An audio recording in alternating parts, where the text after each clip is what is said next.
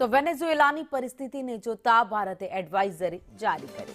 વેનેઝુએલાનો બિનજરૂરી પ્રવાસ ટાળવા ભારતીયોને ખાસ સલાહ આપવામાં આવી। વેનેઝુએલામાં ભારતીયોને સાવધાની જાળવવા પણ વિદેશ મંત્રાલય અપીલ કરી। તો કારાકાસમાં ભારતીય દૂતાવાસના સંપર્કમાં રહેવા પણ ભારતીયોને અપીલ કરાઈ છે। વિદેશ મંત્રાલયે કારાકાસ માટે હેલ્પલાઇન નંબર પણ જારી કર્યો છે। તો જેટલા પણ ભારતીયો છે વેનેઝુએલામાં રહે છે અથવા તો પ્રવાસ માટે ગયા છે, તમામ લોકોએ વિદેશ મંત્રાલય તરફથી તમામને અપીલ કરવામાં આવી છે। સુરક્ષિત જગ્યાએ રહેવા માટે પણ અપીલ કરવામાં આવી છે। આ સાથે જ કારાકાસમાં જે દૂતાવાસ ભારતનું આવેલું છે ત્યાં પણ તેના સંપર્કમાં રહેવા માટે ખાસ અપીલ કરાઈ છે।